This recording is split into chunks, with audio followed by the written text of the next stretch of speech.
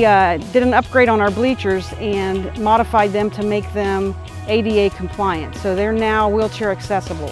I have some fans that come to most of our football games, and they're always at the south end of the stadium and on the track level, a couple of wheelchair-bound fans. And I always offer to them, you know, we have handicap accessible seating and it's on the visitor side, and they refuse to sit on the visitor side because they're Golden Gale fans. So they're going to be thrilled this year when they come to a football game, and they're going to be able to sit up where they can see the action on that platform in our handicap accessible seats.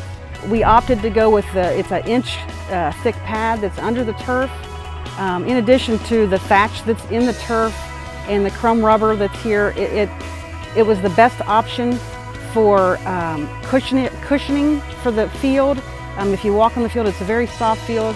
It's a safe field. We haven't had our GMAX testing yet, but our GMAX tests, it's a test that they run to check to see the safety of the field.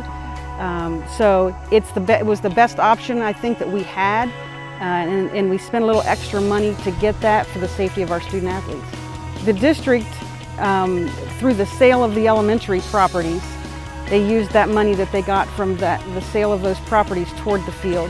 And then we had some private donations from the community. We are still accepting donations from anybody that would like to donate to the turf fund. We're going to have a donor wall down on the old field house where we're going to recognize all those donors who helped to contribute to this field and in this great opportunity for our student athletes.